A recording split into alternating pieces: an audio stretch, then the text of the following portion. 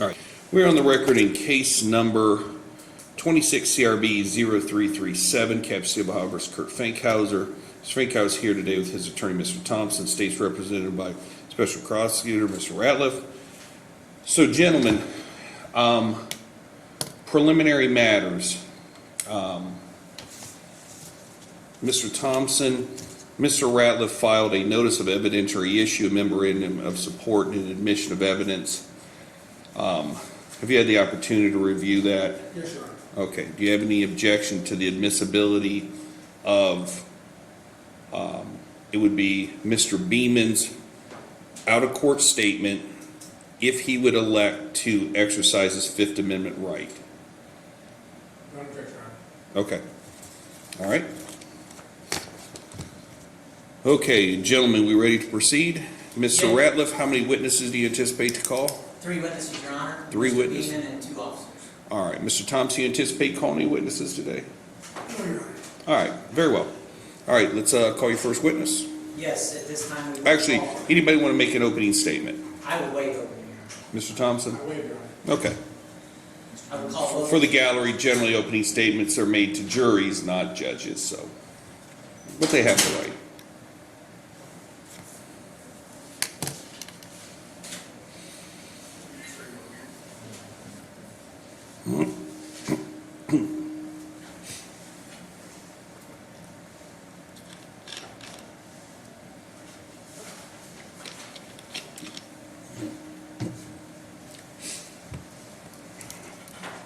Who's your first witness? Logan Beeman, Your Honor. All right.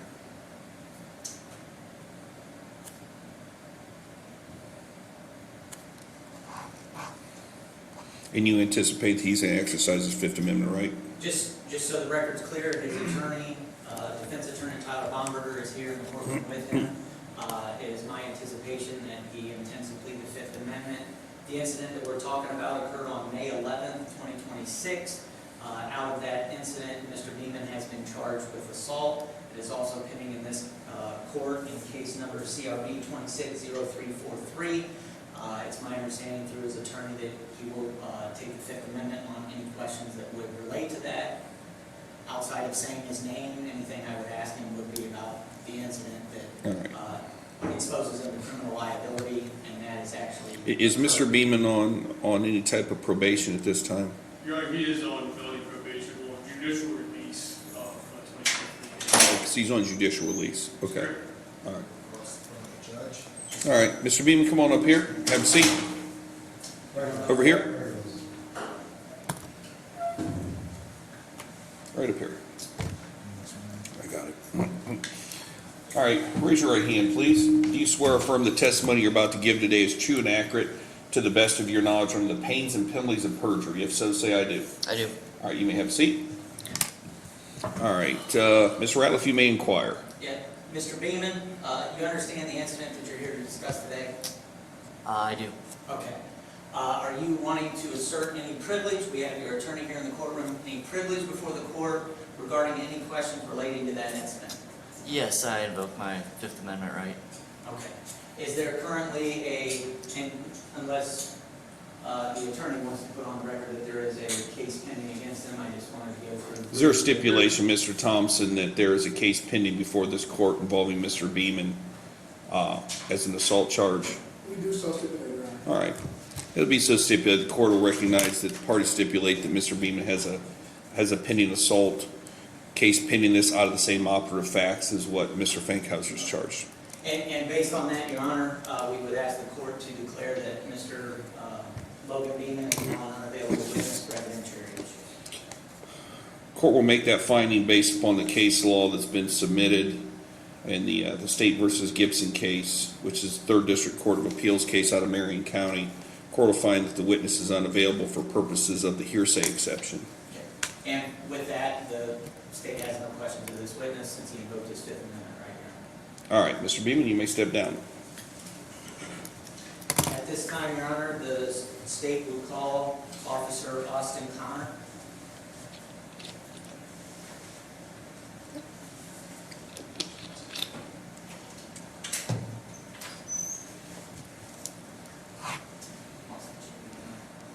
Thank you.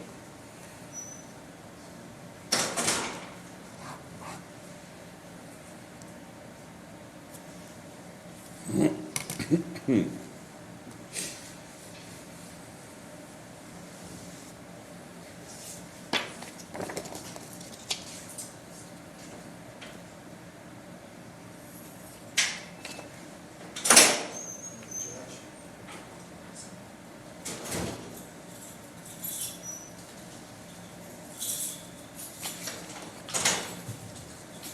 right, officer, can you raise your right hand?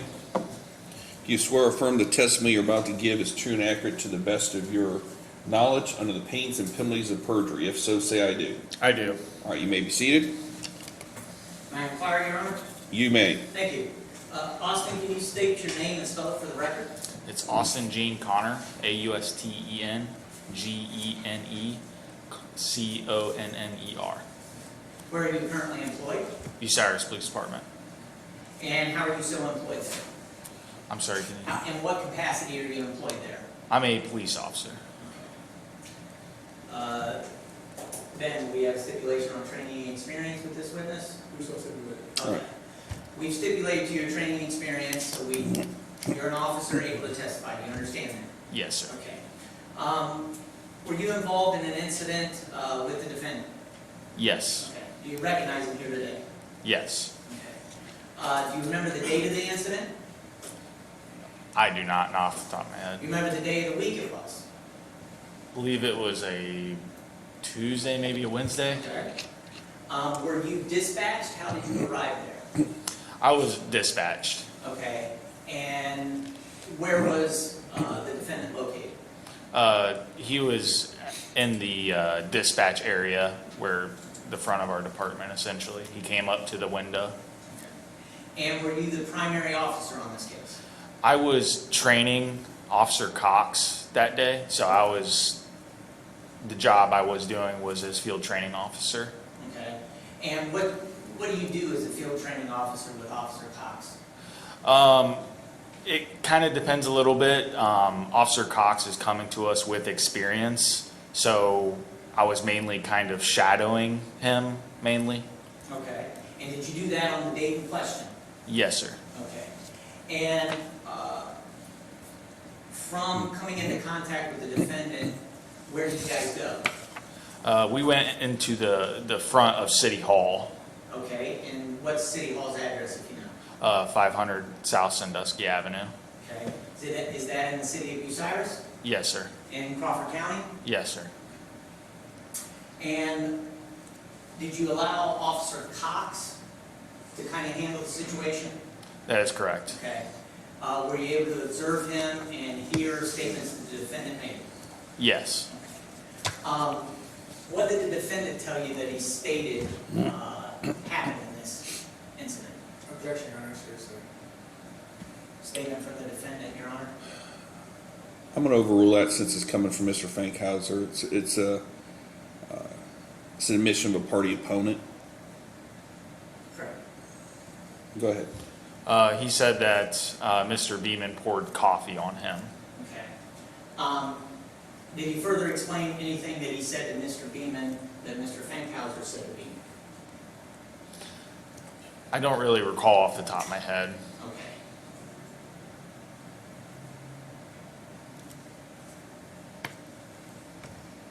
Do you know an individual that Mr. Fankhauser was discussing named Shane? Yes, I do. Okay. Do you know this Shane that he is referring to? Yes, it's Shane Wisterman. Okay. What do you know about the background between Kurt Fankhauser, Shane, and the witness, Logan Beeman? So, allegedly, the story is Mr. Beeman sold Shane Wisterman drugs that ended up causing Shane to overdose and pass away. Okay. And on the incident in question, was there an event that occurred that day that Mr. Beeman and Mr. Fankhauser attended that day at City Hall? Yes, there was. What was that? It was a press conference for a standoff shooting that was involved in the city of Bucyrus. Okay. This was not any type of press conference regarding this Shane individual? It was not. With that, Your Honor, I have no further questions of this witness. Cross-examination. Yes, Your Honor. How you doing? Good, how you doing, sir? Good. Okay, so, at the time of the incident, you said you were dispatched, correct? I was. Yeah. From where? I was already on station whenever I was getting dispatched. Okay, when you were on station, that means inside the building? Correct, yes.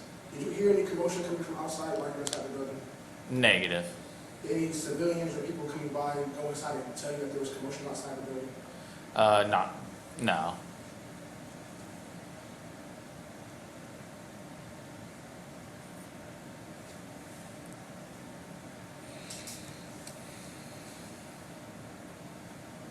And then you testified about Mr. Shane, correct? That is correct. Information that you spoke about being inside of drugs and Shane ultimately passing away. What's the source of this information? I believe, so I know people personally at Baker's Pizza where Shane was employed at.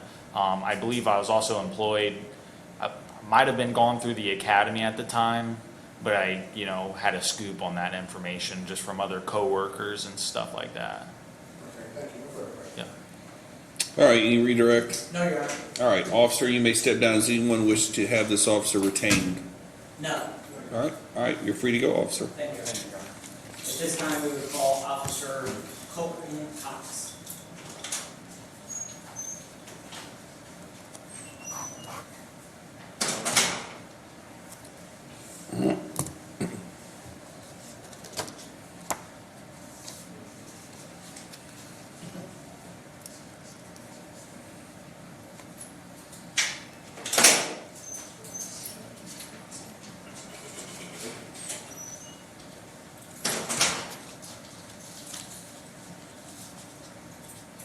All right, officer, raise your right hand. Do you swear or affirm the testimony you're about to give is true and accurate to the best of your knowledge? If so, say I do under the pains and penalties of perjury.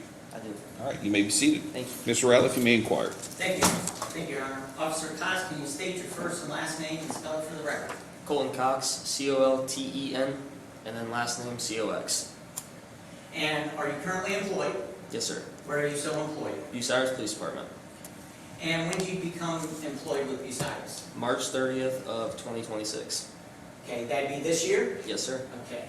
What did you have to do to become a police officer prior to your employment with Bucyrus? I had to attend a 6-month academy. And when did that end? I attended from March 6th of 2023, and I believe it was August 7th of 2023. Okay. And from there, did you go anywhere with employment? Yes. And where'd you go? Willard Police Department. And did Willard Police Department have a training program for you? Yes. Okay. Describe that for the court. So my FTO phase was broken down into 3 phases. One was administration side of things, like policy, procedure, stuff like that. And then I began my training on the road, first shift, rode with 2 sergeants, and then went to phase 3, which is road patrol and night shift, and I rode with 2 sergeants there as well. Did you complete phase 3? Yes. Okay. Did you start doing the car by yourself and monitoring the roadways on your own? Yes. Okay. And how long did you do that for Willard? I believe it was about 2.5 years before I came to Bucyrus. Okay.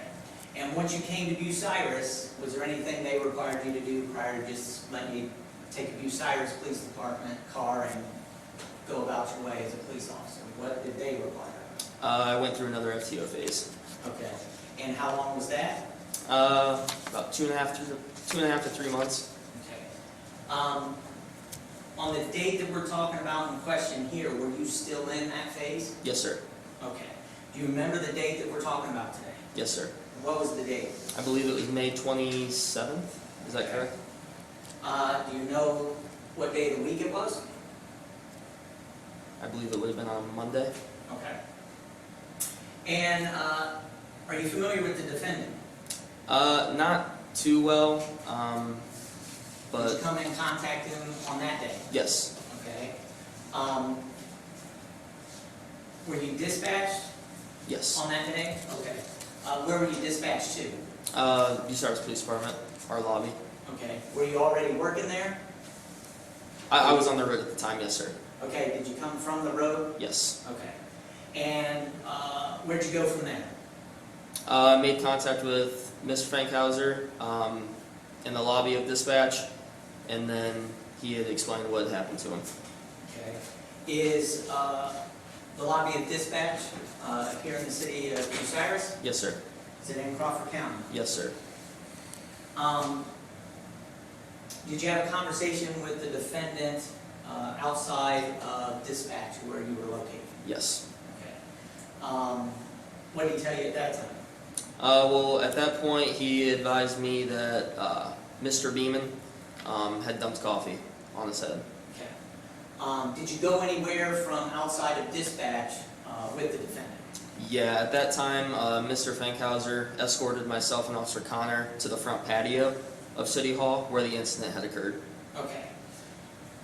And did you look around and do any detective work, so to speak, at that time? Yes, sir. What'd you do? Well, right off the bat, after walking out the front doors of City Hall, I seen a Tim Hortons water cup on the concrete patio, and then I seen a coffee cup in the parking lot immediately as I walked out the doors. Okay. Did you gather that? Yes. May I approach the witness, Your Honor? Yes, you may. I'd like to show you what's been marked as Plaintiff's Exhibit 2. Do you have a copy of that for the Yes. court? Yes.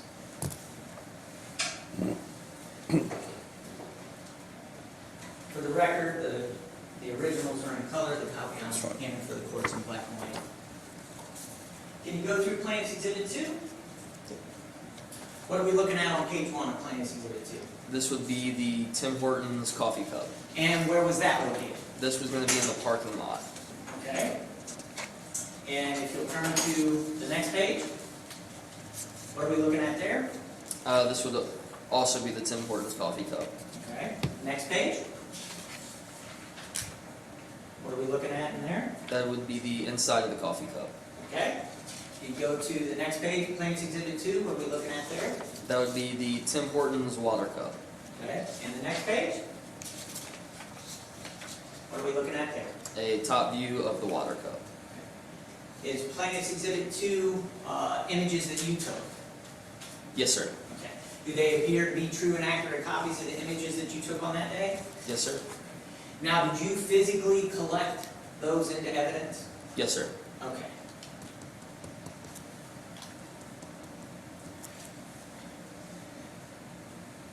Based on the photos you took and the evidence you gathered, did you couple that with statements made by the defendant regarding this incident? Yes, sir. Okay.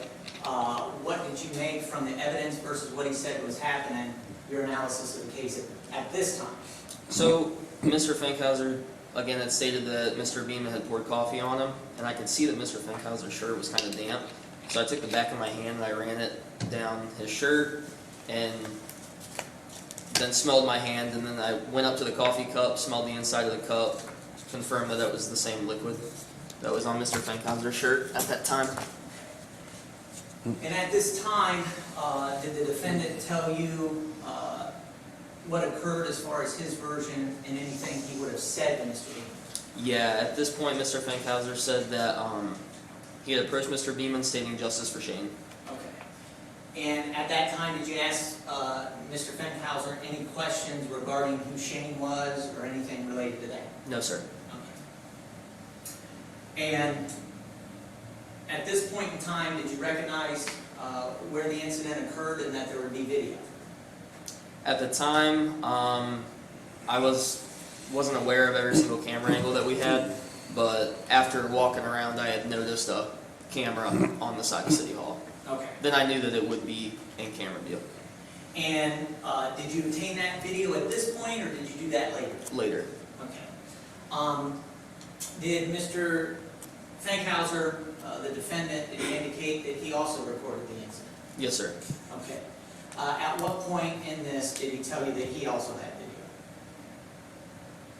When I was speaking to him on the patio, it was determined that he was filming the incident. Okay. And did you obtain video of that? I provided Mr. Fankhauser my work email on a department card, and I received it later into my shift. Okay. And what was your shift that day? I was working 2 p.m. to 12 a.m. midnight. Okay. Around what time was this incident occurring, if you remember? You started at 2. I believe it would have been because we had a press conference that day, and it was right after the press conference. I believe around 4:35. Okay. And you remember how long it took before you received that video in your email? Couple hours. Okay. Did the defendant give you any explanation why you couldn't just view it right then, right now? I believe that his phone was dead and it was charging in the truck. Okay. And that information came to you from the defendant? Yes, sir. Okay. Did you go out to his truck to check to see if that was true? No, sir. After you speaking with the defendant, what did you do next in your investigation? Well, I was collecting the evidence to place it into our temporary evidence, and then continued speaking with Mr. Fankhauser, and then at that point, Mr. James Cady had exited City Hall and stated that he had seen the incident. So then I began speaking with Mr. Cady. Okay. After that, then what did you do? I then returned inside the department. Okay. And are you going to continue in the investigation at this point? Yes, sir. Okay, so what was the next step you took after you get back in? I requested that our dispatcher pull up the camera view because we have a monitor that displays the camera views. And then I went back and I rewinded the camera and reviewed the incident. And that would be the City Hall incident? Yes, sir. Okay. At this time, Your Honor, I'm going to play Plaintiff's Exhibit 1 for the record is a USB device. I am playing on Plaintiff's Exhibit 1, the City Hall video. Okay, would it involve statements made by Mr. Fankhauser? There is no audio on the City Hall video. It is just the actual incident itself. Oh, you have Which the is incident, non- okay, you yes. have the incident of the alleged coffee being poured? Yes, Okay, okay, without audio, so it's okay, non-testimonial. all right. Let me turn that other light off, Mr. Stover.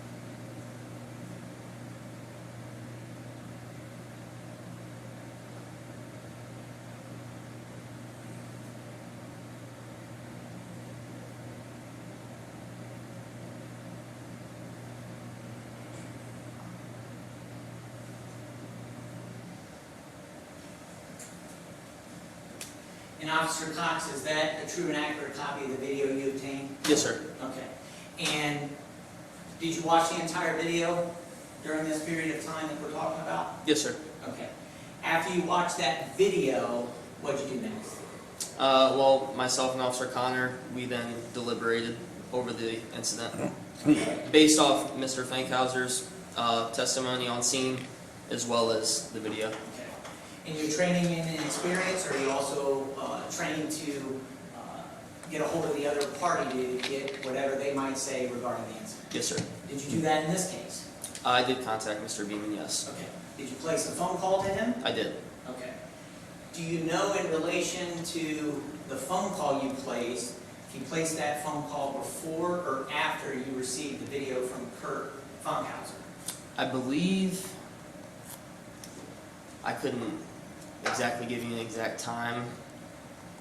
I believe I contacted Mr. Beeman before I had reviewed Okay. Mr. Fankhauser's video. Okay. And so, Your Honor, I'd like to play Plaintiff's Exhibit 1 again, but this time we'll be playing the phone call to Mr. Beeman. I believe his statements regarding being an unavailable witness, and I think they stipulated that this could be played, Your Honor. Yes. All right.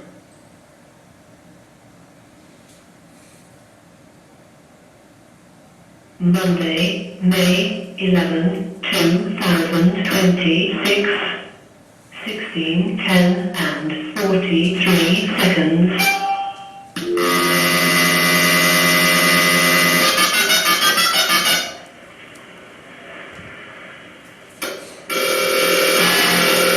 And 53 seconds.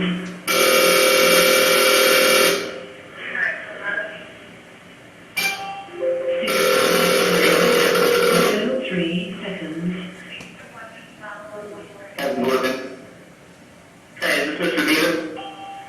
16, 11 and 13 seconds. This is Logan Beeman, right?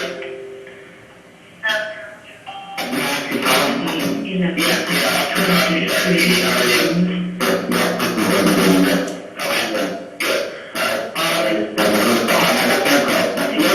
seconds. To a situation that got reported at the City Hall.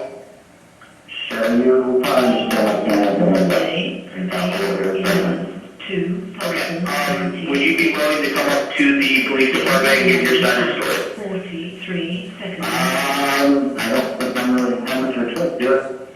I would prefer if you did. I just need to get a better idea of what happened. Okay, let me make a few phone calls and just whatever. Okay, I mean, to make it easier, would you be willing to just give me your side over the phone, or would you prefer to come up here? I think you know Mr. Fankhauser enough that he could probably put 2 and 2 together. He didn't say anything, so I wanted him to stop saying things. 23 seconds. And probably nicely stop saying things. He never expressed any interest in me trying to stop saying things. I didn't want to hurt Mr. Fankhauser. And so, in order to get him to stop, I had a liquid in my hand, and I very gently placed it on his head so as to make him wet, so that he wouldn't talk anymore. And then he stopped talking on to you guys, so. Okay. I guess that's great. So, the good news is that the beverage was not hot. I know that because I just took a hit of it and complained audibly that it needed to be heated up because it was cold. Well, here's my concern, Logan. Obviously, I'm sure me and you can both agree. It is Mr. Fankhauser's freedom of speech. He can say there's nothing illegal about that. But then if he's going to press charges, I want to press counter charges for defamation and extortion and all the shit that he does. Well, here's where I'm at right now with what I have so far, okay? What I have is, I have coffee and water that was poured on an individual. Is that correct? I don't know if you have water on it. Because I think coffee is mostly water, so I guess. Okay, because I have coffee and I also have ice water from Tim Hortons that was poured on an individual. Only one thing was poured on an individual, the other thing just dropped on the ground. Well, so I received different information. I do. And I've paused Plaintiff's Exhibit 1 at 3:45. Officer, when you're on this phone call, was the witness, Logan Beeman, making admissions to you? Yes. Was that coinciding with the evidence that you were gathering? Yes, sir. Okay. And at this time, what information did you have from the defendant as to what he had said to Mr. Beeman? So he had stated that he had said justice for Shane at that point. Is that the only thing he told you that he said? I can't exactly recall exactly what was.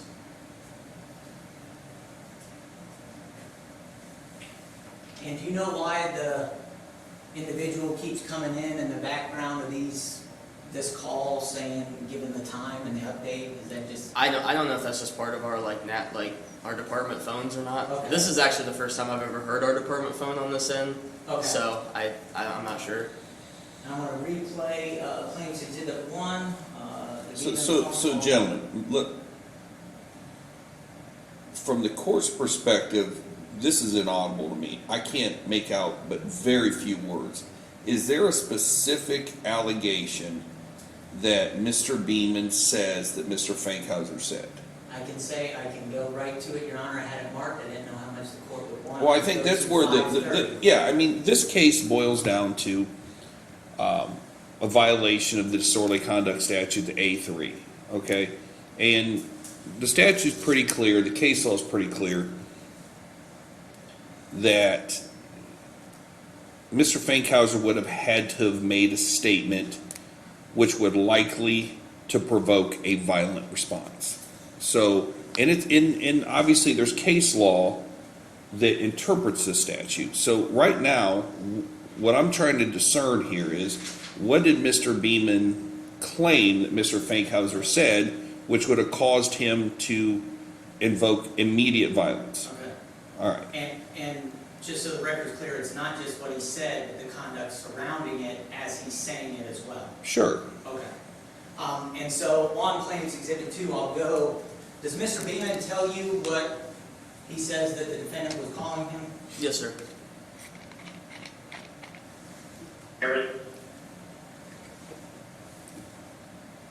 And I'm going to replay claims exhibit 1, the phone call to Beeman at 5:27.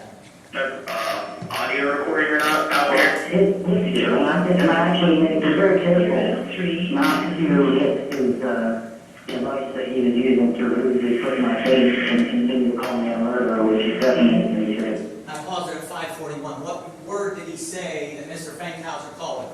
A murderer. Okay. And the word that he used, murderer, is in reference to the Shane incident where the defendant believes Mr. Beeman sold him drugs that killed him. Hold on. Objection. I'm going to sustain that. Okay. You can ask him what his Yeah. interpretation What was. would you interpret why the defendant would be using the word murderer in this scene to Mr. Beeman? Based off what I knew of, The situation. yeah, based off the individual's unfortunate passing. Okay. And what do you understand on how that individual passed? I believe it was an overdose. Okay. And what is your understanding of what the defendant's belief is of why this Shane individual overdosed? Because it was being supplied by Mr. Beeman. Okay. And so the reference into Mr. Beeman, those words are something specific. Yes, sir. Okay. And then after this phone call, did you eventually receive video from Mr. Fankhauser? Yes, sir. Okay. Did you, how did you receive that again? By email. Okay. And how did you get that downloaded from your email? I pulled up my work email on a department computer and I put it onto a USB drive. Right now, I'm going to play Plaintiff's Exhibit 1. It's labeled Kurt's video. This is the Okay. defendant's video. I'm going to object, Your Honor. Okay, stop. Basis. Justice Machine! As this testimony that has testimony from my client in the video. Words from my client. Your Honor, this is non-testimonial evidence provided by the defendant to the officer, made a part of the investigation. I'm going to overrule your objection. We'll listen to it.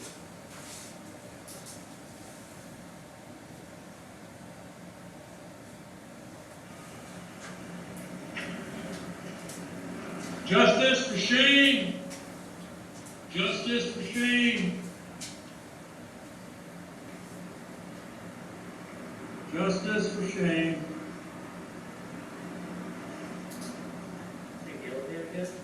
Justice Machine!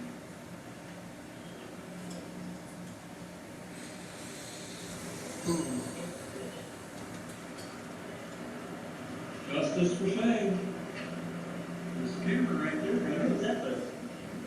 Justice Machine, you killed him, you piece of shit. Say it to my face, without a camera, bitch. Bitch. I didn't sell them nothing, and you know that. You fucking dumb bitch.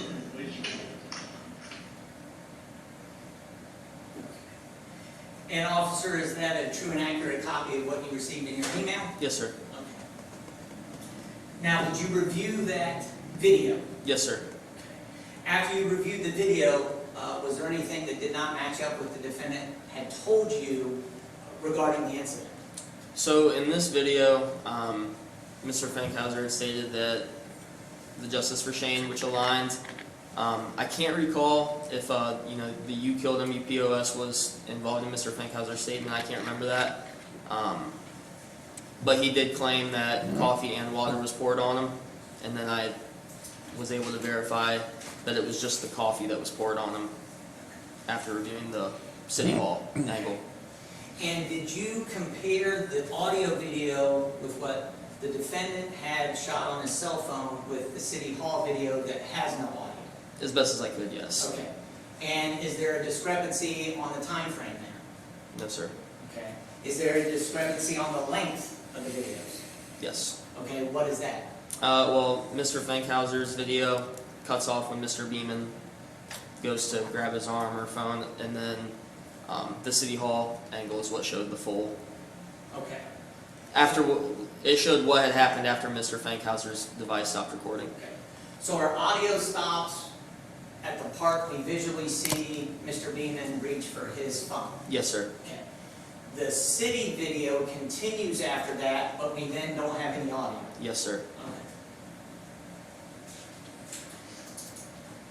Is it okay if we turn the lights on? Sure. We're not playing any- Yep, if you're not playing anymore. More videos then. The City Hall video and Kurt's video, those are true and accurate copies of what you did in this case? Yes, sir. Received? Okay. Now, at this point in time, do you have to analyze an appropriate citation to give in this case? Yes, sir. Okay. Do you have to consider facts, evidence, circumstances, statements, admissions, all sorts of those things to determine what to charge? Yes, sir. Are you aware of Logan Beeman's employment or background? I'm not. No, sir. Okay. Are you aware of whether the defendant runs a Facebook page? Yes, sir. Okay. Do you know the name of it if you know? Citizens for Transparent Bucyrus, I believe. Okay. And when we look at the video recording from Kurt, and you analyze that, where is he coming from when the video starts? His truck. Okay. Where is Mr. Beeman located at that time? He was located by the bench out on the patio, Okay. which would be up against the east side wall. Okay. So at this time, who approaches who between Mr. Beeman and Mr. Fankhauser? Mr. Fankhauser. Okay. And at the time he's approaching, what else does he do in regards to the video? Begin stating justice for Shane. Okay. Does he hit play? He Yes. starts a video. Yes. Okay.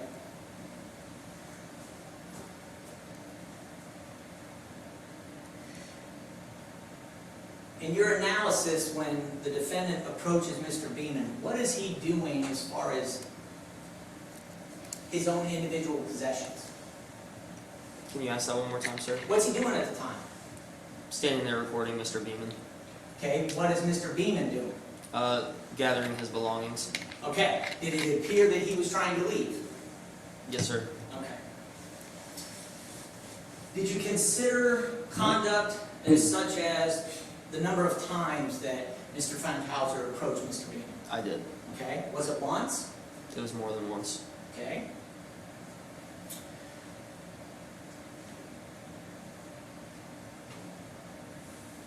We know the defendant said justice for Shane. That's not in dispute. You would agree with that? Yes, sir. Okay. Do you know whether Logan Beeman works for the county prosecutor's office? No, sir. Is he the police chief for Bucyrus? No, sir. Is he the sheriff for the Crawford County? No, sir. Is he the mayor of the city? No, sir. Is he a city council member of any kind? No, sir. Okay. So at the time Fankhauser is approaching Logan Beeman, he is not approaching a public official that has any authority You wanna- regarding justice for Shane. I'm gonna, That's safe. I'm just leading, yeah. Sustain, Does Logan Beeman have any position to bring a charge for the death of Shane? No, sir. Okay. And should a charge be charged, and there be a suspect or defendant, according to the defendant, Logan Beeman would be that individual, right? Yes, sir. Okay. Did you factor that into, when he's saying these things to that individual, they have context? Yes, sir.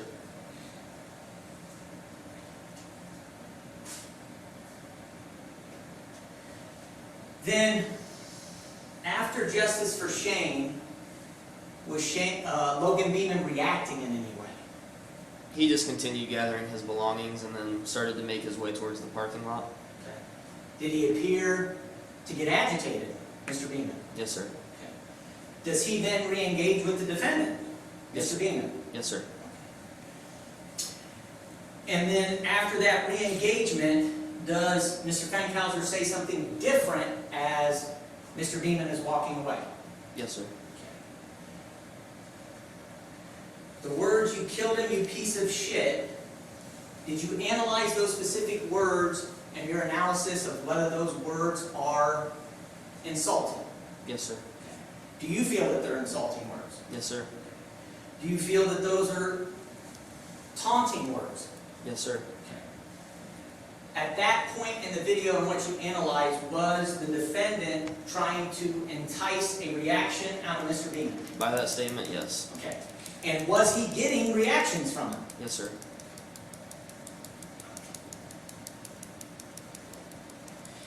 At one point, does Mr. Beeman get in defendant's face? Around the same time that that statement was made. Okay. Did Mr. Beeman and the defendant, were they close enough to be face-to-face, bumping chests? Yes, sir. Did the interaction between Mr. Beeman and the defendant escalate throughout the incident in your analysis? It did, yes.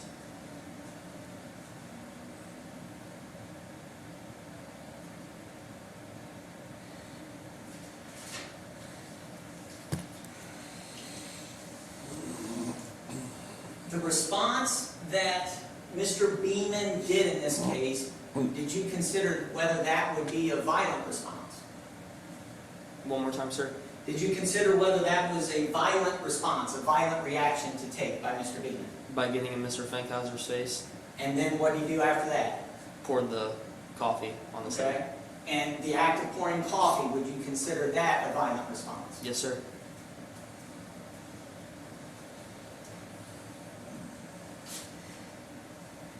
Mr. Beeman also, you would agree, tried to take the defendant's phone Yes, sir. from his hand. Yes, sir. Okay. Do you consider that that appeared to you to be a violent response? Yes, sir.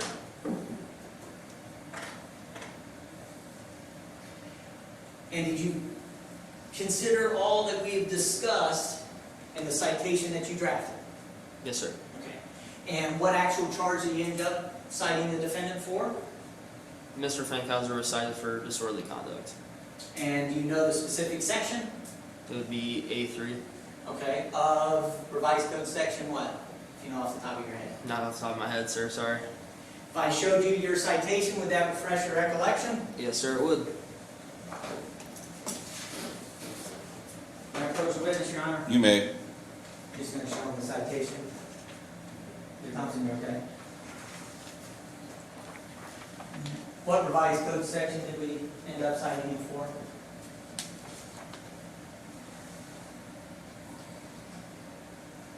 That would have been ORC 2917-11A3. Okay. And based on your investigation review of the evidence,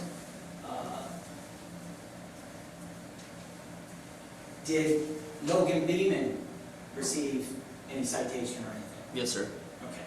So out of this incident, did both parties get charged? Yes, sir.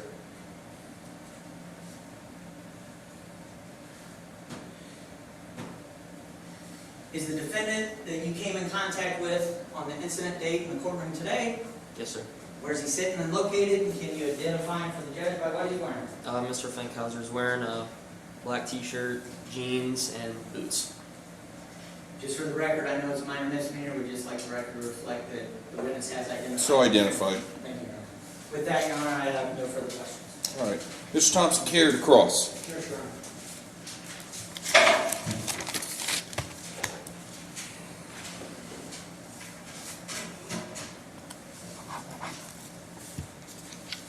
How you doing? Good, sir. How are you? I'm blessed. I'm blessed. Okay. I want to go quickly back to the very beginning of your testimony, okay? Yep. Testified that you were in dispatch when this incident took place, correct? I was on the road, sir. Say it. I was on road patrol, and then I came to dispatch after dispatch had notified me over the radio. Okay. Yep. So you yourself personally never heard anything that went on outside in person? No, sir. Are you the investigating officer? Yes, sir. All right, so I just went over and you reviewed pretty much all the evidence you went over, correct? Yes, sir.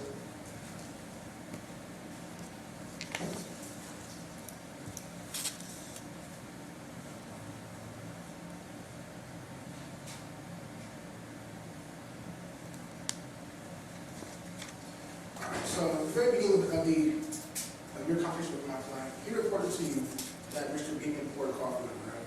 Coffee and water, yes. Coffee and water. And then he said that during this time that he was stating justice for Shane, correct? Correct. And we can both agree that wanting justice is not wrong. No, sir. He then, in reviewing the video, right, you then heard him say, you killed him, you piece of shit, right? Correct. And he said that one time, I believe? Yes. Okay. And after that, he said no further insults, right? From Mr. Beeman or Mr. Fankhauser. Mr. Fankhauser? No, just continued the justice for Shane. Correct. Okay,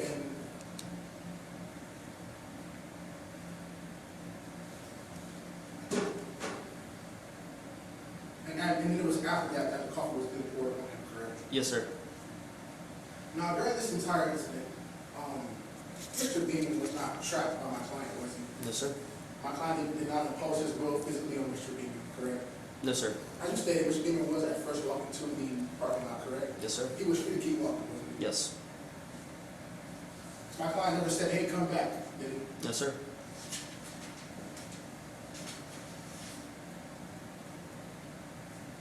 Now, during this time of my client saying justice for Shane, he's simply just stating justice for Shane, right? Yes, sir. He's not screaming at the top of his lungs. No. He's not audibly yelling justice for Shane. No, sir. Even when he said you piece of shit, he wasn't screaming and yelling at the top of his lungs. Raised the tone a little bit, but I wouldn't consider it yelling now. Okay. And nothing to call, nothing, he didn't say it loud enough to cause alarm from civilians walking by or people like that, right? There was nobody present. It was just Mr. Fankhauser and Beeman on the patio. And so no one witnessed the incident? I believe Mr. James Cady stated that he did witness the incident. And he didn't tell you, as far as you remember, anybody indicated to you about hearing this loud commotion of yelling justice for Shane or piece of shit? Mr. Cady just stated that he had seen Mr. Beeman pour the coffee. And again, in the video, and as far as your investigation shows, my client never challenged Mr. Beeman to a fight, correct?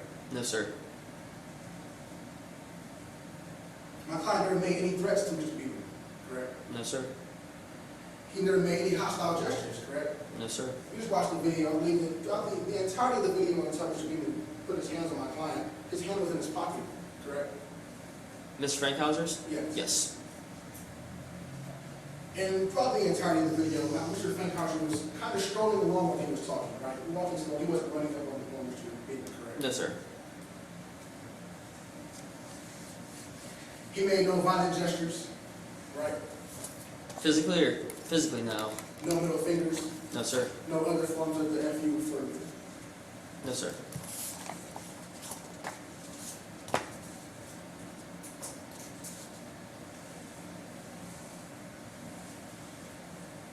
in your testimony, testimony, you said that Mr. Fankhauser approached Mr. Beeman, correct? Correct. Now, do you know how many times you approached Mr. Beeman? Twice. Twice. And during this time, Mr. Fankhauser did not walk into Mr. Beeman's face, correct?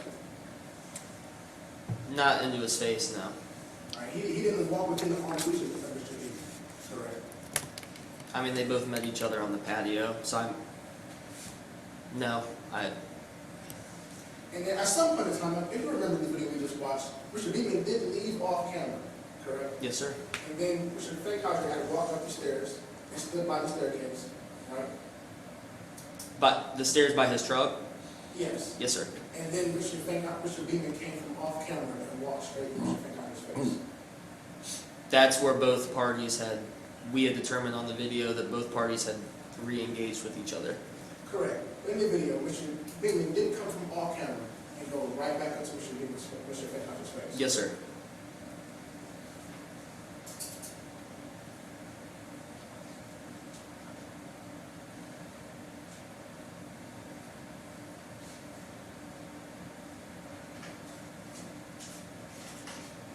Now, when Mr.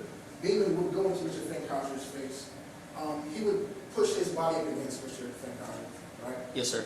And Mr. Fankhauser would kind of turn around and try to walk the other direction, or away from Mr. Beeman, correct? He would try to direct himself like away from that contact, yes.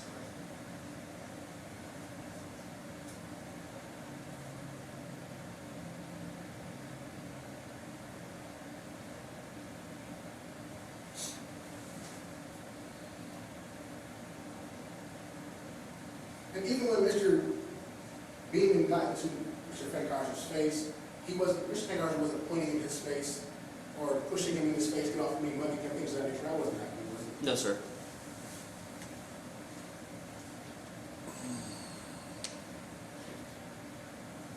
Now, on this phone call that you had with Mr. Beeman, let me just kind of go over. Mr. Beeman never told you that he felt threatened, did he? No, sir. Never told you that he was scared? No, sir. He actually told you he was not intending to be violent at all, correct? Yes, sir. He said that he poured the water on him to get him to stop talking, right? He had poured the Coffee. yeah. Yes, To get him sir. to stop talking, right? Yes, sir. He said he did not intend to harm him at all whatsoever, correct? Yes, sir. Never once did he tell you he felt like he was in harm's way, correct? No, sir.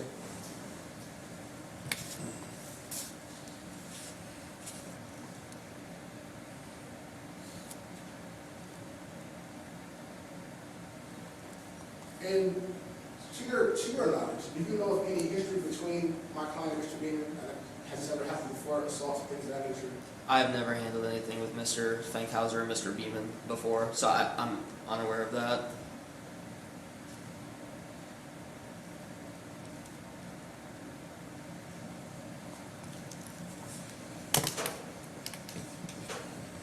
Now, at some point during the phone call, you yourself stated on the phone call that what Mr. Fankhauser was doing here was exercising his freedom of speech, correct? Yes, sir. And you also said after that that it wasn't illegal. It was not, no. Now, I believe after you said that Mr. Beeman agreed with you, On the, phone call. I don't remember if Mr. Beeman agreed with me. I couldn't recall from the audio either. But I did explain to Mr. Beeman that that was Mr. Fankhauser's right. It was freedom of speech.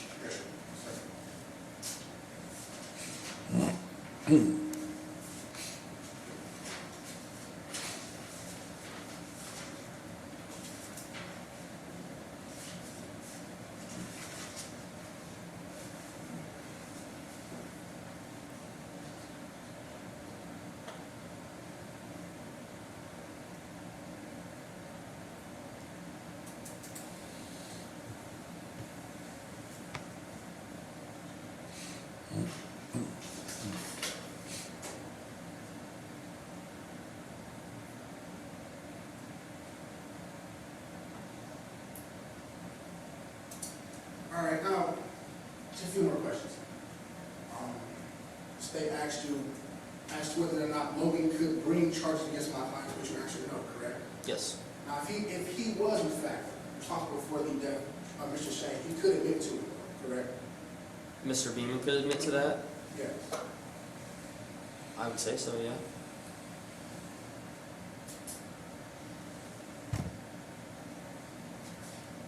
I'm not sure I understand that question though, sir.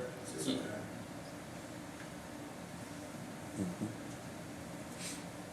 You testified that calling someone a piece of shit is insulting, taunting, and used to elicit a reaction, correct? With the, you murdered him in front of that, yes. Okay, we just heard about it. You didn't say murder, now did you? Mr. Fankhauser? Yeah, correct. In So the- you in- killed him, you piece of shit, correct? Oh, yeah, you killed him, yeah.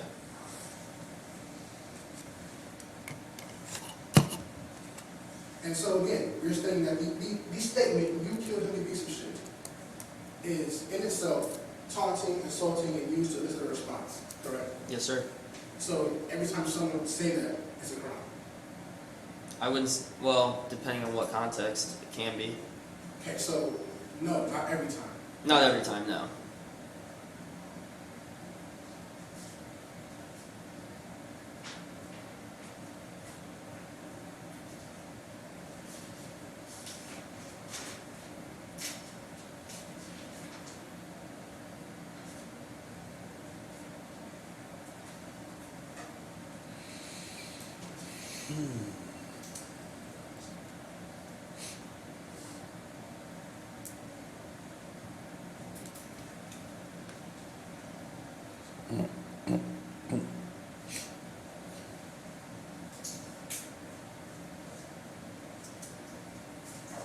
In watching the video from the cell phone, we also heard Mr. Beeman saying curse words and things of that nature, correct? Yes, sir.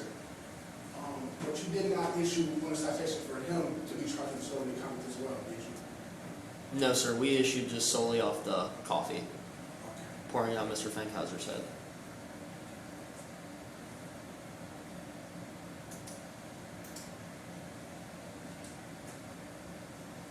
Nothing further, Your Honor. Okay, redirect. Yes, very briefly, Your Honor. At the time that you were talking to Mr. Beeman and made statements that Justice for Shane and the defendant was using as freedom of speech, you had not gotten the audio from the defendant yet, correct? No, sir. Okay. You didn't know that he said other stuff, right? Objection, Your Honor. Yeah, overruled. You didn't know that he had said other stuff at the time you made that statement to Mr. Beeman on the phone. No, sir, I hadn't reviewed the video yet. And then later in that same phone call, what does Beeman say? He says, in addition to justice for Shane and you killed him, you piece of shit. What else did he say he said to him? That Beeman's told you on the phone call. Do you remember? I do not. No, sir. And no further questions, Your Honor. Okay. Officer, you may step down. Anyone wish to have him retained? I do not, Your Honor. Mr. Thompson? All right. Officer, you may step down. Thank you, sir. Mr. Ralph, do you care to call any other witnesses? No, at this time, Your Honor, we would move to admit plaintiff's Exhibit 1. We're admitting all of Exhibit 1, but all I used was the phone call to Beeman, City Hall's video, and Kurt's video. I trust the court will not look at the other stuff and will be able to Right. ascertain not to look Sure. at that, and can admit the entire plaintiff's Exhibit 1. Any objection? No, Your Honor. All right. So admitted and the court Plaintiff's would, Exhibit 2, the photographs, Your Honor. yes. And then you got the thumb drive there? Okay. Yep. I mean, Your Honor, just the attention that we made according to the cell phone video, to these statements, Your Honor. Just wanted to make that objection. All right. Overruled. And with that, the state will rest, Your Honor. All right. Mr. Thompson, you care to make a motion at this time? Yes, Your Honor, we do. Move to dismiss pursuant to criminal rule 29. Your Honor, I did prepare a memorandum full of case law for the court to read. I can read it on the record, or the court can read it as well. That's how the court wants to move. I'm going to overrule the Rule 29. I think if you looked at the evidence in favor of the non-moving party, in a light most favorable to them, I think there could be a finding of disorderly conduct. But what I'm gonna do is I'm gonna take your case law and your arguments, because I'm gonna take the case under advisement today. Yes, Your Honor. And I will look at that, and I will allow that to be part of, I assume that, well, let's first do this. I'm gonna overrule that. Are you going to call any witnesses? No, Your Honor. Okay, and then you're gonna renew your motion? Correct. Okay, so that's what I assumed we were gonna do. What I will do is this, I'm gonna overrule that, but what I'm gonna do is this. I will take your argument for purposes of summation and make an argument as to why the state has not proved beyond a reasonable doubt the essential elements of the offense. Is that acceptable? Yes, Your Honor. Okay. And I rarely, if ever, rule from the bench on bench trials, especially on things like this where I know you'd have some case law. The court has its own case law about what fighting words actually are. So I'm interested to see what you have. Mr. Ratliff, do you want to? I can, but I would like to do a brief close. Okay, we can do a brief close. That's fine. And then if the court feels it needs a Okay. further summation after the close. All right, well, I'll tell you what, here's what I'll do. I'm going to throw some questions out there to both of you, and if you want to address those in closing argument, you can. If you prefer to brief them and give them to me, that's acceptable too, and I know Mr. Thompson's probably put a lot of work into this, and I'm going to consider all that. So here's what the court, and the court will show its cards somewhat. I don't find that the words justice for Shane rise to the level of disorderly conduct, okay? The court does not find that calling someone a piece of shit also rises to the level of disorderly conduct. There's a string of third district court of appeals cases that basically says merely name calling someone in and of itself is not disorderly conduct. There's, for example, there's the case here that says, I think you're a sick son of a bitch. They called somebody a redheaded bitch. I mean, there's case law that's replete with just simply using profanity on calling someone names does not rise to the level of disorderly conduct. Where the court is looking at is this. What the court is looking at specifically are the words, you killed him. I think that is where you killed him, you son of a bitch. If he would just said, if Mr. Fankhauser says, you're a son of a bitch, that doesn't rise to fighting words, okay? So the question then is calling someone, saying you killed him, and I think it's an important distinction that Mr. Thompson put out on cross-examination is that Mr. Fankhauser never said that he murdered him. Murder has a distinct, different meaning under the law than if you killed someone.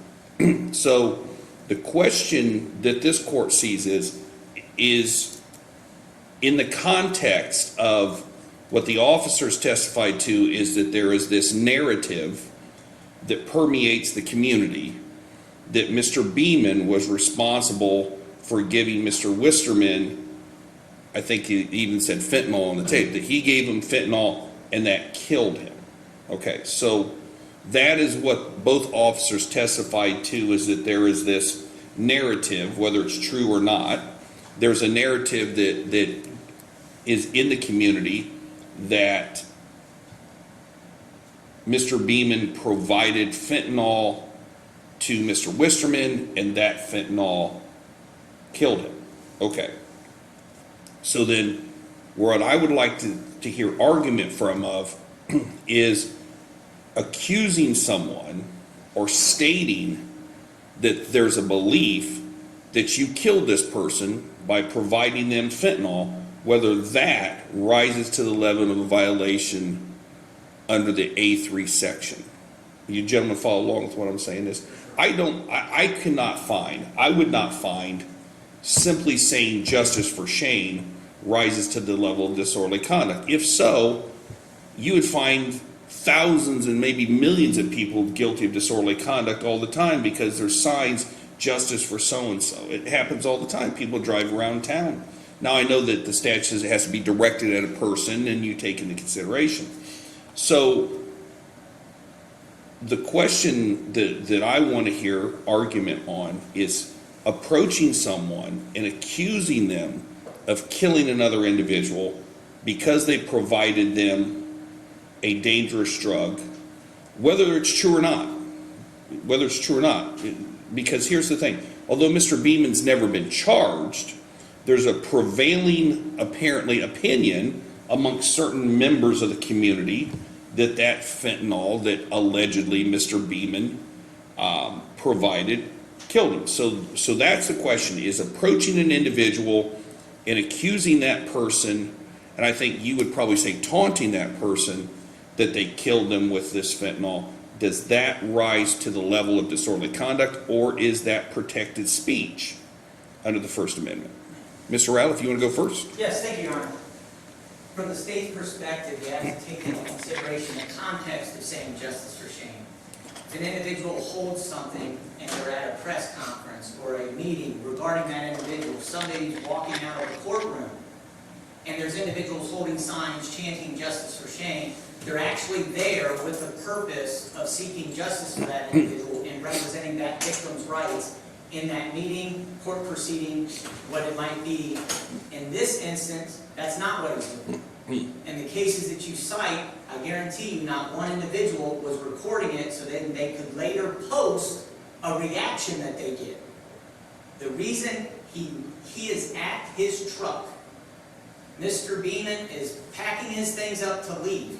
He doesn't stay where he is and say justice for Shane. He doesn't hold up a sign saying justice for Shane.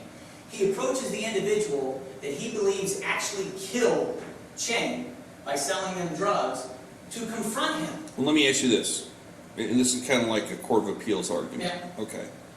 Am I allowed to aggravate people? Not if it rises to the level that it's likely to provoke a violent response. So you have to analyze, is the context taken as a whole getting to likely provoke a violent response? Here, it did. Okay. It did. In this instance, I would say pouring coffee on somebody, getting chest to chest, grabbing somebody's phone is a violent response.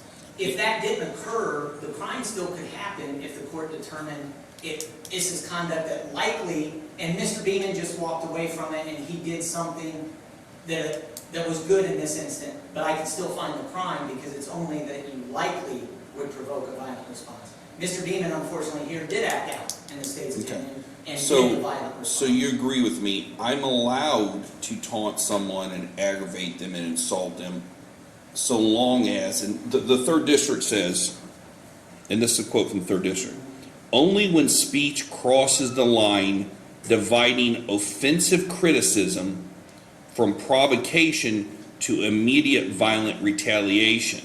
Yes, That is correct. what we're looking at. Okay. And justice for Shane in the context of this begins the analysis. I'm not saying right there you have it, but it's part of the analysis of what's leading up. He's recording on purpose so we can post later on to citizens for a more transparent Crawford County, his little Facebook page. Well, hold on a second. Was any of that in evidence? That he has one? Absolutely. They testified that there was one. Okay. And I'm saying when you analyze it, he's recording. The purpose of the recording is so he can get a reaction from Mr. Beeman. Otherwise, why record? Just go say justice for Shane. He's recording to get the reaction. Well, let me ask you this. If a newspaper reporter with a camera Correct. follows someone and they say, Mr. Doe, did you kill this person? That is, did you kill? Okay, That's did you kill? asking the Now, question. so that's clear. If they said there's a belief that you killed him, is that different? That's still a question. Okay. Now, if they said, you killed him, you piece of shit murderer, Well, I okay. can think that crosses the line. Okay, even now for a would neutral you agree with me? At no time on tape did he use the word murderer. on tape. But we also have the phone call regarding Mr. Beeman saying he called him a murderer multiple times. And apparently, Okay, well, I got that, but Mr. Bean, but we have the whole incident on video. No, you don't. You have the audio till the phone call shuts off. So from the state's perspective, we start out with justice for Shane. Okay, That so does not get the reaction he wants. okay. So in the video. So your position is that he It did in does fact say- call him a murderer, even though it's Yes. not on there? Correct. Okay. And that's based from Logan Beeman's phone call. Okay. And that happens after we lose audio. Okay. And that's for the court to consider based on Mr. Beeman's admissions. What he's saying is that truthful testimony that was presented to the court. Right, that's a decision court has to make, Yes, the credibility of correct. the witness. Yep. Okay. And so when justice for Shane doesn't work, Mr. Beeman's leaving, Mr. Fankhauser's leaving. Mr. Beeman is picking up from his bench, and if you watch the audio again, you'll hear he says something to the lines of the effect about the phone, you bitch. Then the defendant turns at that point. He knows he's gotten under his skin, and he wants to re-engage. So he re-engages and says justice for Shane again. But that does still not get the reaction he wants, because then Mr. Beeman turns to walk away. So then he has to heighten and enhance what he says to him to get the reaction he wants. So he changes it to, you killed him, you piece of shit. And that stops Mr. Beeman in his tracks, and it turns him, and the engagement occurs. Okay. Then we're now saying, you killed him, you sold him, whether it's fentanyl or perps.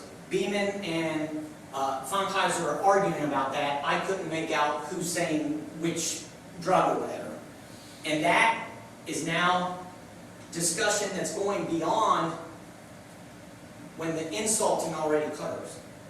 Calling somebody a piece of shit, if the two individuals in context are laughing about it, and they're buddies, and they're at the bar, and it's just, ha, you piece of shit, I can't believe you did that. That's one thing. That's not the intention. He coupled it with you killed him. Then we lose the audio after the hand grabs the phone, according to Mr. Fankhauser. However, if you watch the video, he had told, and the officer testified, that somehow his phone just lost power at that point. But when you watch the City Hall video, he still holds the phone in front of his face. If it's not recording, and he can see it's not recording, why does he keep holding the phone in his face? So from the state's perspective, it was still recording. Then 2 hours later, we get only audio up to a certain point, because he wanted to cut out the stuff that he said that really got the coffee poured on him. And we know from Mr. Beeman, he multiply called him murderer at that time, then the coffee gets poured on him. Let me ask this, Mr. Rath.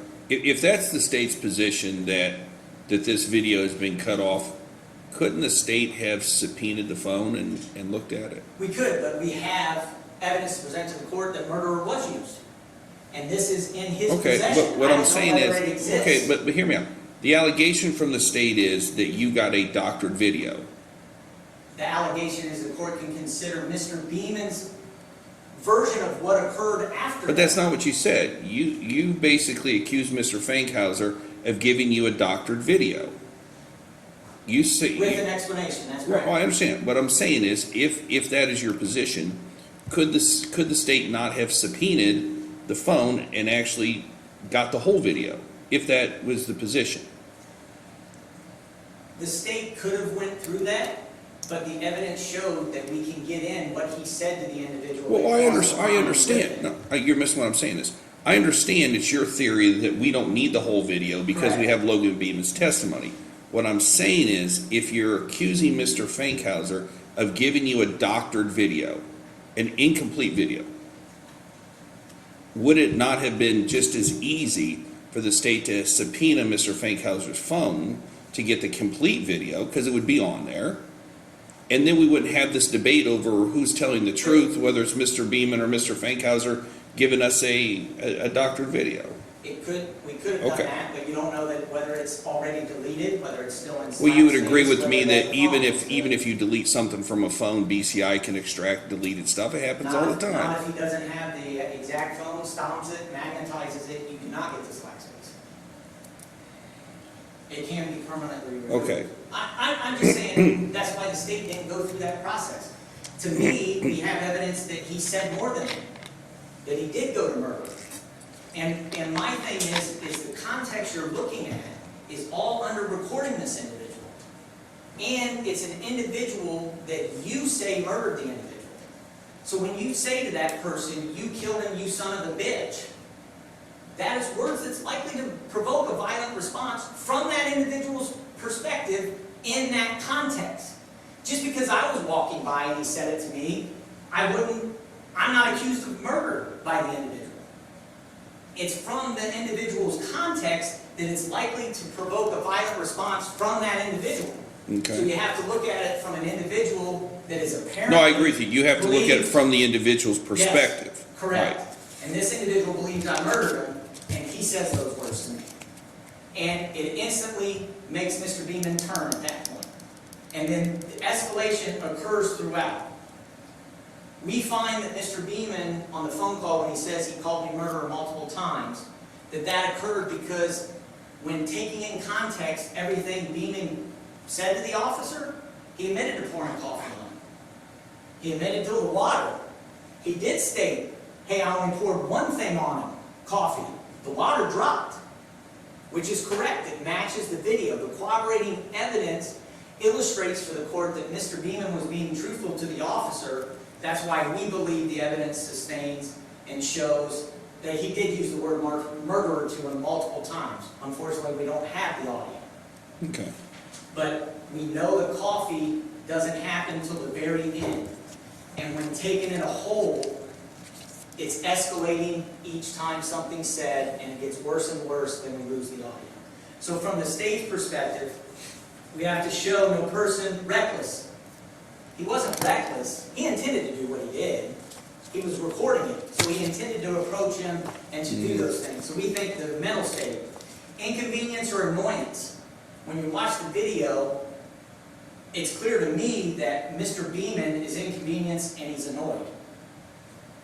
Another by doing any of the following. So then you have to say, was the conduct likely to provoke a violent response? Did he insult, taunt, challenge another under those circumstances, which is likely to provoke a violent response? Not whether the words alone do it, but the context surrounding it. We approach him when we're trying to pack up and leave in the City Hall pavilion area. Mr. Fankhauser was already at his car. He's the one that initiates this. He's up there recording it to get a reaction. He individually increases what he says to the individual to get more of that reaction for his recording that he's doing. Based on what he said, I would say he is insulting, taunting, and challenging another. And that conduct's likely to provoke a violent response. Well, Here we feel it did the provoke court- a violent response. So here's what I will say. I think the evidence is pretty clear that Mr. Fankhauser was taunting. Absolutely. The question that this court has to ponder is, in the profanity, I don't think does it. It's the Third District Court of Appeals is very clear that just using profanity and name calling someone a bitch just isn't it. Now, the question, I think, the crust of this is telling someone that you killed an individual or calling them a murderer. Does that rise to the level that? So hold on.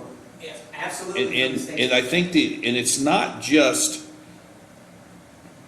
And I know what the statute says. The statute says provoke a violent response. But the case law, I think, is pretty clear that says that has to be an immediate violent reaction. And this is, so there's two legal questions I want you to, and if you want to brief it, you can. If you want to just make argument, you can do that too. So the way I'm reading this case, okay, the insult can't be a slow burn. I'm getting madder, I'm getting madder, I'm getting madder, I'm getting madder, I'm getting madder until finally I bust. What the Third District is saying is that immediate violent retaliation. So I guess my question then is, from looking at that video, do you believe that the taunting, which I agree is there, that created an immediate violent retaliation? The entire incident occurred in a minute, Okay. minute and a half. Okay. This isn't one where there were two guys at a bar, you got an incident, an hour later, there's a second confrontation, another hour, a third one, and then on the Okay. third one, there's some kind of blow All right. up, and they want to add in Okay. things that happened hours ago. Okay. And it's only likely to provoke a violent response. True. He He doesn't doesn't actually have have, to no, I agree with you. respond. He doesn't actually have to do something violent, if it would likely cause. I mean, if people are allowed to use restraint, even though that they're fighting words. Okay. And so the context of, killing somebody or murderer, it's the same as if you called somebody a pedophile, and they have no sex offense against them. That has a connotation. When somebody's accused of murder, whether they did it or not, that has a connotation in the community, name, reputation. That's what they're responding to. You could call them an individual that's, doesn't pay child support, doesn't take care of their kids. From that context, a murderer accusing somebody of a crime that there's been no charge of, just because you simply believe it, is likely to provoke a violent response when you're accusing that individual. And there's nothing there when he approaches him that he's seeking justice for Shane. What's he expect Mr. Beeman to do? Admit it? Walk himself in? Tell him he killed him? And confess to a crime? That's not the expectation. The expectation he wanted is, how much can I push this dude to react on camera? That is what he's doing and taunting him until he gets the reaction. And that's what he did. And each time he increases it, and the state would say, So let me ask you saying this. somebody's a murderer is the So same let me as ask you this. a pedophile. Your position is that Mr. Fankhauser's sole purpose for having the camera was to post it later on his website. Doesn't necessarily have to Okay, be posted. the counter argument is, and I'm not trying to make Mr. Thompson's argument, and maybe I should just let him make that argument, could a reasonable person believe that I'm holding the camera because I know if I'm holding the camera, this guy's not going to punch me in the face? Okay, but you have the city cameras that have no audio on them. He wanted the audio so he could get the reaction that he needed. And an individual that's recording is not necessarily to protect myself. Why did he approach him? He is by his car. He got out of this meeting. Leave. No, I agree with you. He didn't want to do that. No, I agree. I think That's that the the evidence is very clear that one of the elements that he taunted him. What my question is, can the camera also be interpreted as, what your argument is, I'm using this camera to aggravate this guy, have him make a fool of himself, so I later can play it on my website so I can poke fun of this guy and say, look, I made this guy look like a fool, right? I think that's pretty common practice amongst social media influencers, is that I want to take videos of people, I want to aggravate the hell out of them, I want to gin them up so that I can make them look like fools on video. Okay, let's just assume that's your argument, that's the purpose between having the video. Another purpose for the video could be, yeah, I want to aggravate the hell out of this guy, I want to taunt him, I want to call him out because I personally believe he's a murderer, I personally believe he killed this other person, he's a drug dealer, he's a convicted felon, he's in what he would say, a piece of shit, so I'm going to call this guy out for who he really is. And oh, by the way, I'm also going to hold the camera up, because if I'm holding the camera up, I think it's less likely I'm going to get my ass kicked by this guy. I think that's another way that this could interpret. Now, what wasn't put into evidence was that Mr. Fankhauser, in fact, put this on his whatever page it is. Incorrect. I didn't ask any officer Okay. because, from my understanding, they're not going and checking his page and seeing if he posts those things. Okay. I don't know. Well, I think that goes to whether or not this was, I think that goes to whether or not this was, the camera as a defensive mechanism to keep this guy from beating my ass, or it's I want to record this, put it on social media so I can make a fool out of this guy. And the reason I pointed out to the court how we know that he didn't do it just to protect himself is one, he changed what he said. He didn't just keep saying justice for Shane. And two, the engagement was done. When you watch the City Hall video and you couple it with the audio, he is now over by these stone things, about to enter the parking lot. Then he hears Logan Beeman say something about phone bitch. And that's the point where then he turns again to re-engage him. So he's not doing it to protect himself, he's doing it to record a reaction. And that's when he re-engages. If he just went up and recorded, hey, that's for his safety, he said justice for Shane, I'm walking, I'm leaving. But once he realized he was starting to agitate the individual, he wanted to push that further, and that's what he did. So then he changed just justice for Shane to now you killed him, you piece of shit. That's agitating him more. He's now chest to chest with me. He now grabbed my phone. I want to irritate him more. You murderer, coffee dumped on him. That is the state's case that we believe the video evidence shows and that we would present to the court, and that it's a violation of disorderly conduct under the A3 section. All right, thank you, Mr. Ratliff. Mr. Thompson, your opportunity to give summation if you'd like, and as I did with Mr. Ratliff, I'll probably ask you some questions. Yes, Your Honor.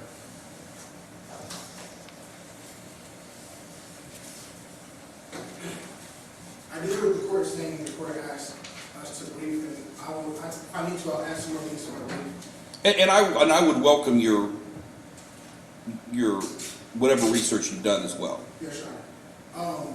I want to kind of try and speak to the murder issue just very quickly. I know the court wants to know if calling somebody a murderer would be, in a sense, fighting words by itself. We have to get what actually happened into the actual fact from what came on that stand, not from his imagination, on that stand. On that stand, they said the phone call said there was the word murderer said one time. Not saying multiple times, listen to it yourself. The other issue would be, we never heard it. He's saying that my client's phone was still recording and he doctored the video. If you watch the video when his hand got smacked, my client never checked the phone. He held the phone back up, never looked back to see the video stop. He put the phone up, we all know, a defense mechanism. If I'm recording, he'll stop. So he kept the phone up, hoping the guy would stop. He keeps seeing the phone up and recording. When we never heard the word murder. We will never hear the word murder. If you listen to the phone call, young man Beeman never once said when the phone went off, he said murder. He never said when the word murder was said. Why is that? He misconstrued the word killer with the word murderer. It's just that simple. He couldn't remember. He just said, he called me a murderer. When in reality, he said the word killer. And he only said it one time. He didn't repeat it. He didn't keep going. He said it one time and he was accosted by Mr. Beeman. Also to take into the context, which he kept going, context, going to the context. The context also goes to the fact that when he said, the words that he said, Mr. Beeman, if you're going to believe that Mr. Beeman, he did say that Mr. Fankhauser did say the word murder. Based on what Mr. Beeman is saying, I'm taking his words as true, just what he said. You should also believe him when he said it wasn't violent. Our response was not violent. I poured the water, the coffee on him to get him to stop speaking. I wasn't ready. I didn't feel violent. I wasn't trying to hurt him, is what he said. And you're going to read the case, but I'm going to give you that he must feel threatened. That is one of the biggest factors they have, because they want it to be fighting words. And the courts are real big on fighting words. And that's literally what all the courts go off of, is on A3, is it fighting words? Did the man feel threatened? Is one of the biggest issues that they have. He himself said he didn't feel threatened.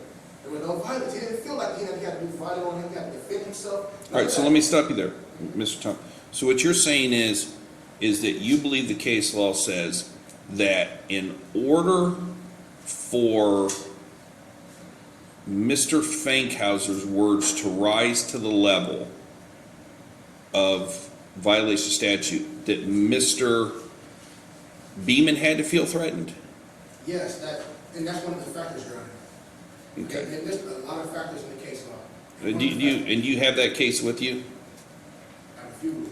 Okay, all right. Well, I will accept that. I would take it that we'll make a copy for Mr. Ratliff if you don't have that. So let me ask you this, because I'm looking at the 3rd District Court of Appeals case. And Judge, before, can we get the case site? Sure. On that, so I can write that down. Well, we're going to make a copy of all this for you. We're going to make a copy of all this for you.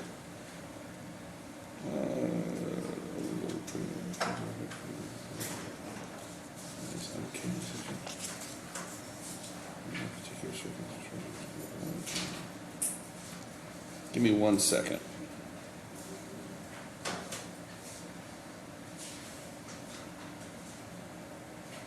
We'll go, I tell you what, I'll come back to it. So what you're saying, Mr. Thompson, is this, is that Mr. Beeman's own admission is that he did not believe Beeman acted in a violent manner by simply pouring coffee on him. Correct. So what you're saying is that the case fails because Beeman himself admits, well, I wasn't agitated to the point where I would do something violent. I just simply poured water or coffee on him to get him to quit whatever he was doing. Correct. That comes with the fact that there's no testimony to him ever feeling threatened. I believe the third district court, another court case is State v. Gibson. And in that case, one of the considerations of paragraph 19. You're correct. It is State v. Gibson. Correct. And in paragraph 19, they state that one of the factors that took into account was the fact that he did not indicate he felt threatened or that he feared violence. Mr. Beeman did not indicate he felt threatened or that he feared violence. It's in paragraph 19. And that's very important here because he didn't indicate the exact opposite, that he felt no need of violence. He just wanted him to stop talking, which again goes back to his First Amendment rights, which he always has. And this case was brought. So what you're saying is that your position is Mr. Beeman never felt in fear for his safety, never felt that there was violence, and that his mere pouring the coffee / water was an attempt to quash Mr. Fankhauser's First Amendment right. Correct. Okay. And Go ahead. the state is doing the same thing in this case. The state is listing off a whole plethora of words people could say, and then said it's illegal to say those things. Call somebody a pedophile, saying somebody's a murderer, saying these things. If that's the case, thousands would be being charged all the time because people say things, as you said yourself, streamers now record things for the sole purpose of getting a reaction.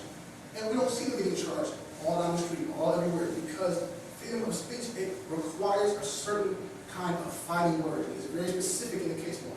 Have to be fighting words, not just irritating, not just annoying, fighting words. And to go to your point as to the murder, would calling somebody a murderer be in itself fighting words? The reason why we say, of course not, is because, again, that happens every day. When you see pro-life and pro-choice go at each other, the first thing they say is, you murder babies. If anything, that's what it costs somebody to want to fight you. You murdered babies. You killed your daughter. You murdered your daughter. You took an abortion pill, which is medication, which is a pill. Killed your daughter. It happens every day. And you don't see him get charged for saying that because you have the right to say that. He has the right to say that. And as to whether or not, as to why he was there, it is legal to do a public protest. He can protest. So let me start there. So I actually thought about this as an example. So if we have an abortion clinic and a doctor is walking into the clinic and somebody yells, "You're a baby killer," okay, I think that's a little bit different because they're not picking out a specific person. That's just a general term, okay, that you're a murderer. Well, if they said, "Hey, Dr. Smith, you murdered Jane Doe's baby girl," I think that's probably a little bit different. But then we go to the I think what you're saying is, well, you have two clashes of supporters. You have the pro-life versus the pro-choice, and people call each other, "You're murderers, you're baby killers." And what you're saying is, well, yeah, those words are intended to aggravate people. They're intended to call them on the carpet for a political stance that they're taking that this other side believes is profoundly wrong, that they believe that's a murder. There are people that believe that abortion is straight out murder. And then the other side is, well, no, it's pro-choice. So what you're saying is that, take away the doctor analogy, if I'm pro-choice and you say you're a murderer, you're saying people don't get charged with that. Okay. Do you have any case law where that's happened? I don't know that it has, but I'd be interested to see if there was. I can try and find case law on that exact. I mean, people get arrested at these things all the time. I don't know what they get arrested for. Correct, I'll try to find some case law. Okay, go ahead and finish your argument. And I would also argue that there is an absence of case law on this exact issue regarding someone punishing with murder for a murder to prove my point, that you can't charge someone for that kind of freedom of speech. And they have no more right to freedom of speech than my client did. He has right to the Constitution, as everybody else does as well. He has right to pop up and protest on the staircase. If they wanted to go for a trespass or something like that, that would be one thing. But he's not here for that. He's here for DOC on a misdemeanor now, and I believe he's able to record for his sake, which is clearly needed, Your Honor. Even though there was no valid response, he clearly needs to record for his sake. He's allowed to record for his safety. But then again, Your Honor, we do submit that he was never called. He never called the young man a murderer. There's not an evidence at all whatsoever. Even on Beeman's phone call, he himself never put when he said it was an after phone call. So your position is that Mr. Fankhauser was making what he believed was a true statement? Correct. That you killed him because you administered this illegal drug? Correct. And the first officer himself testified that he himself learned from the alleged death from his other officer problems. So if you're learning from other officers who may or may not be part of the investigation, it would likely follow that a young man couldn't believe that it happened. So let me ask you this. So let's say, because what Mr. Ratliff is saying is that, I think Mr. Ratliff is saying is that because there was never any charges, that Beeman had killed this person, that, because you can be charged with killing someone by providing a drug and it not be murder. Okay, you can. So let's say that we have a car accident, and I'm driving a motor vehicle and I have my passenger with me, and I fail to negotiate a turn correctly. I roll the car, I kill my passenger. Okay. Would it rise to the level of, if I'm walking on the courthouse steps, if you walked up to me and said, "You killed your passenger, you piece of shit," would that rise to the level of disorderly conduct? No. Why? Because you have a right to say that. Because okay, under the First Amendment, you believe you can call me out because I did kill him. I didn't kill him intentionally. And obviously that's the difference between calling someone a killer and calling someone a murderer. A murderer denotes that you intentionally murdered this person. A killer is you killed him. Whatever your conduct was, you killed him. Okay. Anything else you want to add? Yes. I do also want to bring it to the court's attention that according to the phone call, if you believe the phone call that he said the word murder, which again we have evidence of that the officer himself never heard it, no witness ever heard that. They said himself, Mr. James Kennedy was there, he never heard it. So if you for some reason do believe that he did say the word murder and that he did call him, say you killed him, you piece of shit, he only was said one time. I'm going to submit briefs to you in case law. You're going to see one of the cases I submit to you. There's a lady who, but before we get on to that point, they made a big deal about the approach. Now you see the video, my client never approached him. He walked his direction 3 steps and then stopped the first time. Mr. Beeman came off of camera and rushed towards him and got in his face. The second time, he took 4 steps and then he stopped. Never once did he approach him or even get within arm's reach, ever. Not one single time. You see it. Every time Mr. Fankhauser stopped before Mr. Beeman got anywhere near him. Now, case law. I'm going to give you case law. Where in the case law, the defendant approached the alleged victim, got in the victim's face, snatched him out of the victim's hand, cussed at the victim, so loud that the alleged victim had to tell him, quiet down. Kept cussing, over and over again. They said, quiet down. Kept going over and over again. Then the victim got in the car. The alleged defendant got in the car. She drove off, flipped the victim off out the window, yelled out the window, fuck you, over and over and over again. Got back to where they were going to, stopped at a green light, pulled over just to cuss them out again. And then the other police were called. The police showed up. She cussed all the police out, was charged with disorderly conduct, convicted, and overturned the body of the court because that did not violate the victim's speech. She did all of that. And the court found that doesn't arise to fighting words. It doesn't. Well, I agree with you. I think there's a string of cases that specifically say telling someone F you, calling them profanity, and in the Gibson case, it was calling them a redheaded bitch, okay? And it was a male, I believe. So I agree with you. Simply using harsh profanity, and I think the Gibson case specifically spells that out. They say, although use of repugnant words may show the character of the speaker, speakers are free to choose from a full array of lawful means for expressing their dissatisfaction and cannot be penalized for simply straying from nobler standards of decency. So I agree with you. The whole profanity thing, calling him a piece of shit, I don't believe is going to rise to the level of disorderly conduct. Where I think this case hinges on is these phrases. You killed him, which is, you admit he said, and the state's position is calling him a murderer. I think that is where this whole case hinges on whether or not these are fighting words. If I said you killed him, does that rise to the level of fighting words versus, and then also if I call someone a murderer?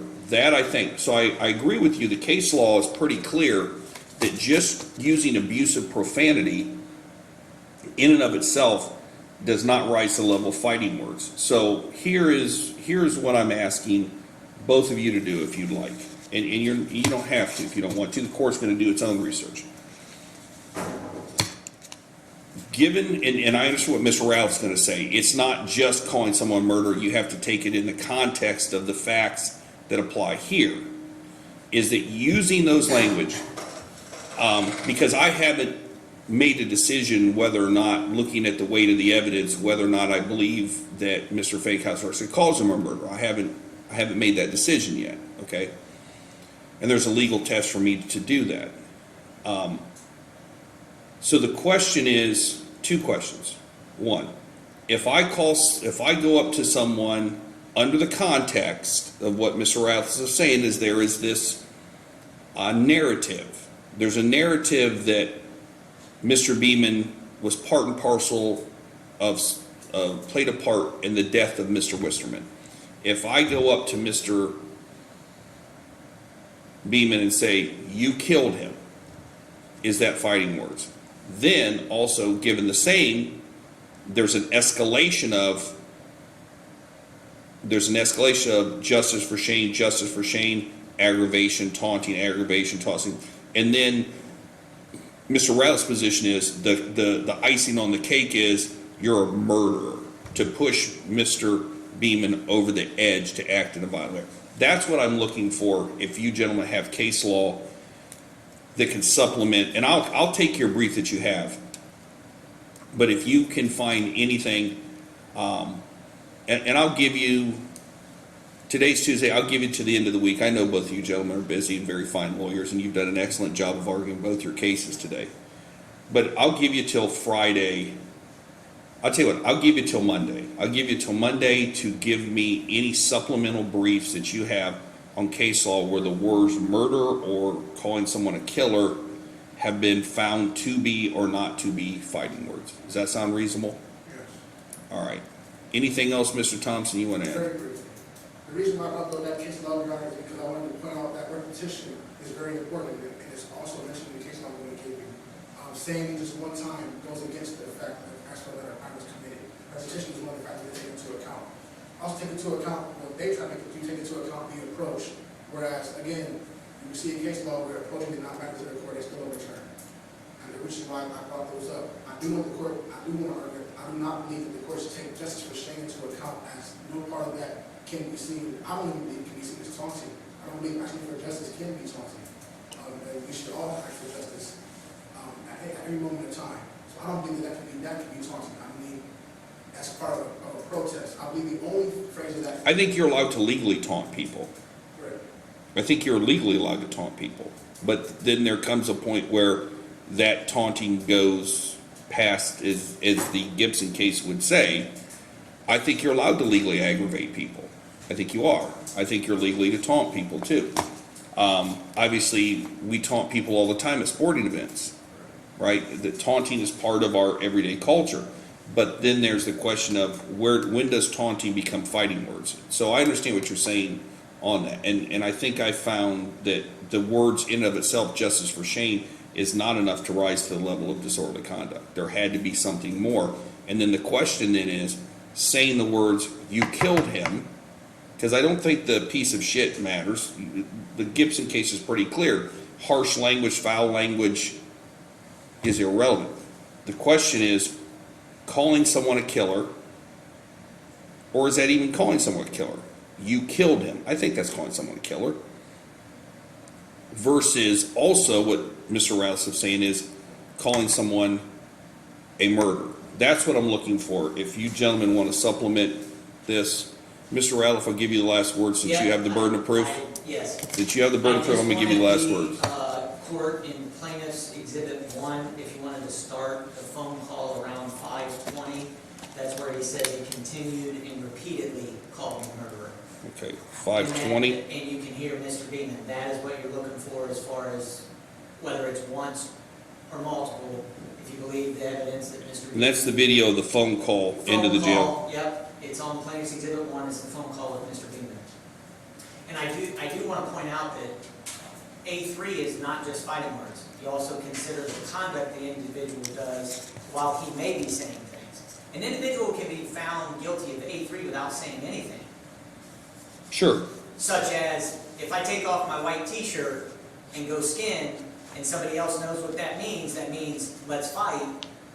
That in and of itself, I didn't say anything to that individual, but that conduct itself. That would fall under challenging. Yes. I can challenge someone without actually, right. Saying something, so it's not just fighting. I take my glasses off, I take my t-shirt off. Yeah, let's Okay. go, yeah, it's also that conduct, and the conduct we have is he's walking, he's hovering, he's going back and forth, he's recording. That's the conduct we want to say, the court to consider, coupled with the words. So it's just not the words alone. Very good. So we want the court to consider. All right. And from the state's perspective, I would be done with that. All right. Well, the court's going to applaud both attorneys today. The court appreciates good lawyering. It's not every day that the court gets good lawyering, and I think excellent lawyering by both the state and the defense today. Argued very well. This is, on its face, a very simple case, but once you get into the meat of it, it's a very difficult case. And I appreciate good lawyering. I was a criminal defense lawyer for 17 years, tried 88 jury trials, and I understand that presenting cases are not easy, and I think Mr. Ralph, I think Mr. Thompson both did a very good job today of arguing their point, and I appreciate good lawyering. All right, court's going to stay in recess. I'll give you till Monday if you want to supplement case law. Like I said, I'm looking for something that says calling someone a killer or calling someone a murderer. All right? And I'll be able to get a copy of that one. Yeah, Mr. Thompson, do you have that brief with you that you're going to do for your 29? You can give me, you can send Well, me. we'll just make a copy of it right now. Do you have a copy for him? Okay, go ahead and give that to him. All right, court's going to stay in recess. Yes.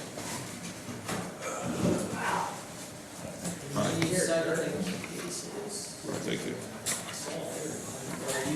Mr. Katie, how